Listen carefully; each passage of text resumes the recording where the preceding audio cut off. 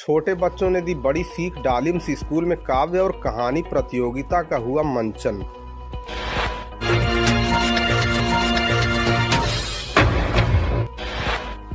गाजीपुर के Dalimss Sunbeam school प्रांगण में काव्य और कहानी प्रतियोगिता का मंचन किया गया, जिसमें प्रतिभागियों ने विभिन्न चरित्र को अत्यंत निपुणता से प्रस्तुत किया। विशेषकर लक्ष्मण मूर्छा और भगवान राम का विलाप अत्यंत सराहनीय रहा। कार्यक्रम की अध्यक्षता एकता अखंड राय और प्रधानाचार्य कमलेश सिंह के द्वारा की गई। कार्यक्रम में छात्रों द्वारा विभिन्न मानवीय मूल्यों को प्रदर्शित किया गया। इस मौके पर गुरु की महिमा, गुण दोष विवेचन, माता पिता की महत्ता, पर्यावरण सुरक्षा आदि को विशेष रूप से प्रस्तुत कर छोटे बच्चों द्वारा बड़ी सीख दी गई। विभिन्न कार्यक्रम और प्रतिभागी छात्रों की उपस्थित जनों ने खूब सराहना की। प्रतियोगिता की सराहना करते हुए प्रधानाचार्य कमलेश सिंह ने कहा, इस प्रकार की प्रतियोगिताओं के मंचन से छात्रों में आत्मविश्वास पैदा होने के साथ उनका सर्वांगीण विकास होता है तथा उनकी प्रतिभा में निरंतर निखार आता है। उन्होंने कहा, इससे हमारी राजभाषा हिंदी भी समृद्ध होती है। दोस्तों, हमारे साथी प्रमोद सिन्हा की ये रिपोर्ट कैसी लगी कमेंट करके हमें जरूर बताएं और अगर नए हो तो चैनल को सब्सक्राइब जरूर कर लें। अगर खबर पसंद आई हो तो इसे लाइक और शेयर करना न भूलें।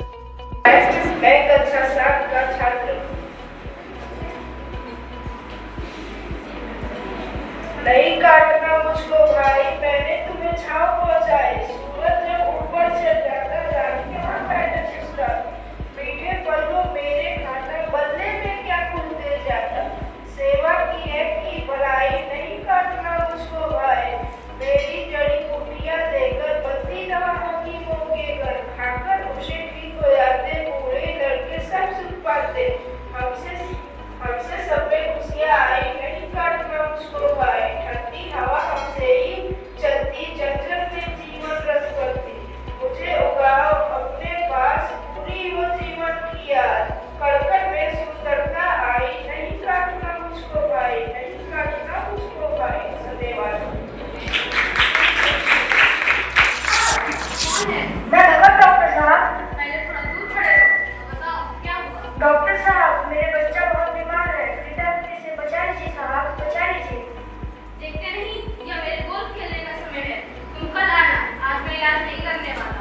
बचा लीजिए साहब, बचा लीजिए। ये मेरे जीवन का एक आखिरी सहारा है साहब, बचा लीजिए साहब। मैं अपनी तोड़ी आपके कदमों में रखता हूँ साहब, बचा लीजिए साहब, बचा लीजिए।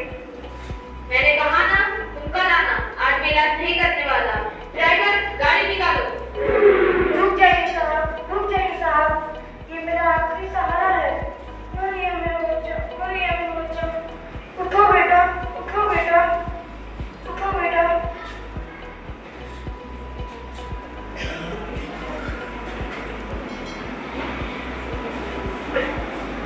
हे भगवान, मेरे बच्चे को जहरीले सर्प ने काट लिया।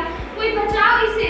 ड्राइवर, नर्स, कोई भगत को बुलाओ, वो ठीक कर देगा मेरे बच्चे को। कोई बुलाओ भगत को।